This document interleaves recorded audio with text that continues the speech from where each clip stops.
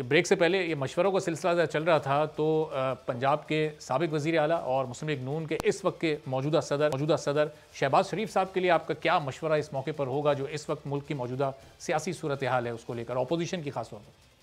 वो उनके लिए मशवरा तो मेरा ख्याल है वो अपने बड़े भाई से ही मशवरा लें। अच्छा।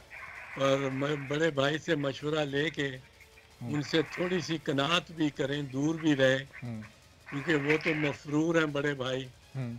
ये यहाँ फेस कर रहे हैं तो बड़ी अच्छी बात है कि यहाँ रहें, पाकिस्तान में रहें। अच्छा, तो एतज़ा साहब, ज़ाहिर चूँकि ख़ुद आपका भी ताल्लुक़ पंजाब से है और पंजाब के इस वक्त के वज़ीर आला उस्मान बुज़दार को अगर आप मशवरा ना दें तो ये कुछ अधूरा सा लगेगा ज़रा ये सेगमेंट। क्या मशवरा है उस्मान बुज़दार साहब के लिए आपको? बुज़दार साहब से कुछ तब्दीली की तवक्को तो नहीं है। वो तो बस सरवाइव करें, अपने एमपीएस वगैरह को से नरम गुफ्तार और उनके लिए अवेलेबल रहे तो ठीक है। अगर वो सरवाइव कर जाते हैं 5 साल पूरे तो वो उनके लिए बड़ा एक यही मार्का बहुत होगा। उनको इसी तरह याद सिंध में किया इस वक्त ज़ाहिर है पीपल्स पार्टी की हुकूमत है और वो आपकी जमात भी है। मुराद अली शाह यहाँ पर कई सालों से वज़ीर आला भी हैं। मुराद अली शाह साहब के बारे में क्या आपका मशवरा होगा? वो मुराद अली शाह को मैं समझता हूँ कि वो बड़ी अच्छी तबीयत के आदमी है फ्रैंकली, और उसको जारी रखें। उन पे टेंशन और प्रेशर बहुत है कि सिंध पे बड़ा फोकस किया जाता है कि पीपल्स पार्टी का सूबा है और पीपल्स पार्टी का सूबा रहा है गुज़श्ता 10 साल। तो उन पे बड़ा ये प्रेशर पड़ता है कि आपने क्या किया। पर मेरा ख्याल है जिस हलीम मजाजी के साथ और सॉफ्ट गुफ्तगू के साथ वो सबका जवाब देते हैं, वो उसको जारी रखें और एक जेंटलमैन पॉलिटिशियन ही रहे। सही। और ऐसा सब last but not the least इस फहरिस्त में आखिरी नाम है परवेज़ मुशर्रफ साहब का। परवेज़ मुशर्रफ साहब को साबिक सदर भी हैं, साबिक आर्मी चीफ भी हैं, क्या मशवरा परवेज़ देना मुशर्रफ साहब को भी यही मशवरा होगा कि घर वापस आए। अच्छा। और जो भी यहाँ अदालत के अहकामात हैं उनको उन पर अमल करें। चलें, ये तमाम मशवरे आपने दिए। अब ज़ाहिर है उम्मीद हम करते हैं तमाम सियासतदान और जिन लोगों भी मैंने नाम लिए वो तमाम इन मशवरों पर अमल करने की भी कोशिश करेंगे। ज़रा कुछ सियासी गुफ्तगू का भी एहसास आगाज़ करते हैं। इस वक्त आज़ाद कश्मीर में भी इलेक्शन कैंपेन चल रही है, लेकिन वहाँ कैंपेन से ज़्यादा एक दूसरे पर गद्दारी के इल्ज़ाम लग रहे हैं। नून लीग इमरान खान पर इल्ज़ाम लगा रही है, इमरान खान और उनके वफाकी वज़रा भुट्टो साहब पर लगा रहे हैं, बिलावल साहब या नवाज़ शरीफ साहब पर लगा रहे हैं। ये पाकिस्तान की सियासत में ये इस तरह का ये कल्चर परवान चढ़ रहा है, क्या ये होना चाहिए? कैंपेन की हद तक ही रहनी चाहिए? गद्दारी के इल्ज़ामात उसमें जोश खिताबत में कहीं कोई लगा भी जाए बगैर सबूत के, बगैर शवाहिद के? नहीं, ये नहीं होना चाहिए और ना ही किसी को हक पहुंचता है कि किसी दूसरे सियासतदान क्या किसी भी शख्स को बगैर किसी अदालती फ़ैसले के गद्दार कहे। और अदालती फ़ैसला भी कोई समरी कोर्ट का नहीं होना चाहिए। अदालती फ़ैसला इस मामले में सुप्रीम कोर्ट में जाके होता है और उसके बगैर हम सब जो है, मैं समझता हूँ मुहब्बे वतन है।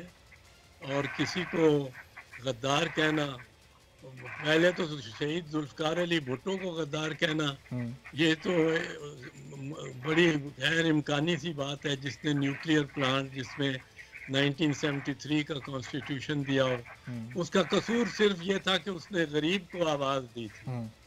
गरीब को आवाज़ और गरीब को एक आप कह लीजिए खुददारी और अना दे दी थी कि गरीब अपना हक पूरा मांग सके। ये कसूर था जिसकी वजह से शहीद जुल्फ़िकार अली भुट्टो को फांसी हुई और उसका कोई कसूर नहीं था। अच्छा। और बाकी आपस में एक दूसरे पे गद्दारी के पैगाम के देना इल्ज़ामात, ये भी गलत है और इसका भी मनफी नतीजा ही निकलता है। हमें इससे बाहर आना चाहिए।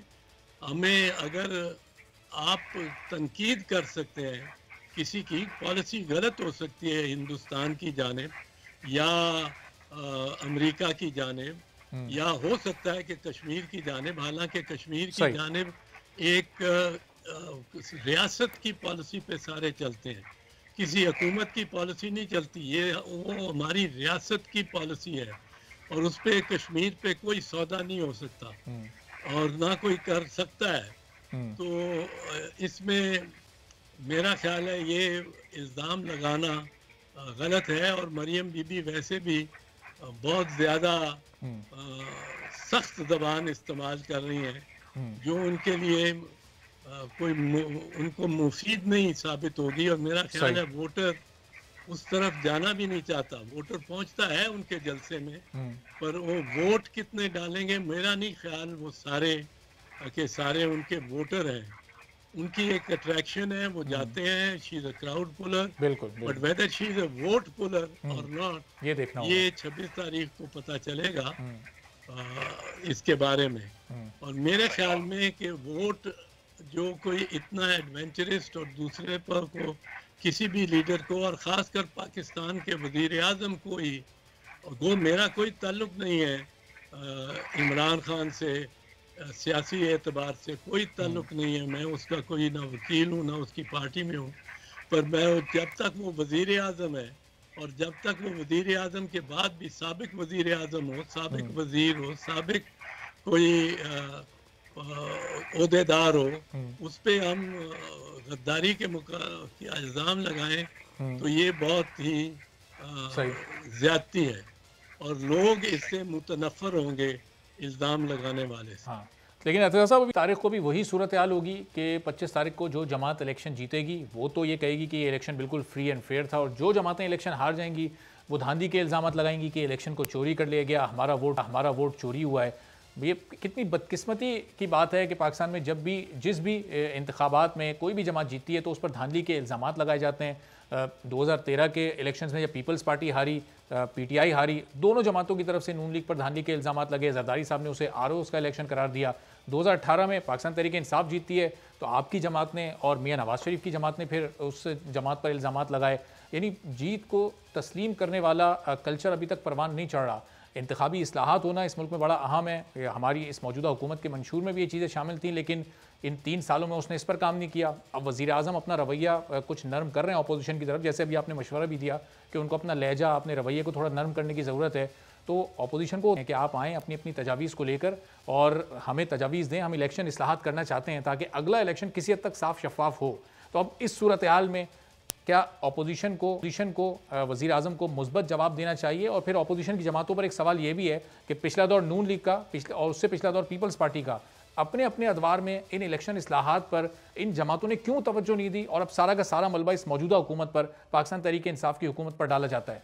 तो एतजाज़ साहब, अब इस सूरत हाल में क्या ये इसकी वजूहत हैं? क्या किसी ने रोका हुआ था इन इस्लाहात को करने से इन दोनों जमातों को, और अब इस जमात से क्यों ताउन नहीं किया जा रहा? ये तो तमाम जमातों को बैठना ही पड़ेगा, क्योंकि ये एक बात तो दुरुस्त है, यहाँ तक कि शाहिद खाकान अब्बासी ने तो खुद तस्लीम किया है कि उन्होंने भी वोट चोरी किया था, उन्होंने भी इलेक्शन चोरी किया था। ये उन्होंने मीडिया पे तकरार करके, एक दफ़ा नहीं कि गलती से कहा गया हूँ, तकरार के साथ उन्होंने कहा कि हमने भी इलेक्शन चोरी किया था। और हमारा ये मौक़िफ़ रहा है 1997 की इलेक्शन के बारे में। 1997 की इलेक्शन में पीपल्स पार्टी को सारे पंजाब में पाकिस्तान पीपल्स पार्टी को एक सीट भी नहीं मिली थी।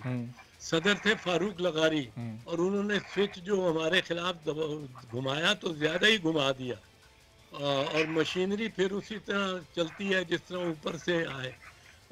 और दूसरा इलेक्शन जब 2013 का इलेक्शन नून लीग ने जीता तो हमारे मौक़िफ़ के मुताबिक वो आरओज़ का इलेक्शन था, वो भी चोरी हुआ था। तो अब तो चूँकि शाहिद खाकान अब्बासी जो उनके वज़ीर आज़म रह चुके हैं और जो उनके स्पोक्समैन हैं, उन्होंने खुद कहा है कि हमने चोरी किए थे इलेक्शन। तो अब उनको भी सोचना चाहिए कि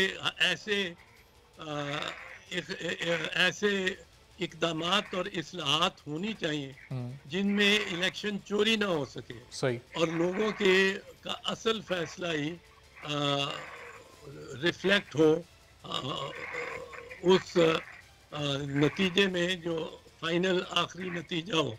हमारे खिलाफ, पीपल्स पार्टी के खिलाफ तो तकरीबन हर इलेक्शन, और ये हमारी अपोजिशन ने हर दफ़ा तस्लीम किया है, ये तस्लीम किया गया कि 1988 में बीबी शहीद की हुकूमत को और बीबी शहीद के वोटों को कम से कम रखने की कोशिश की गई जब वो पहली दफ़ा आई, क्योंकि इस्टेब्लिशमेंट उनमें एतबार नहीं करती थी। सब्सक्राइब करें और बेल दबाएं ताकि कोई खबर रह न जाए।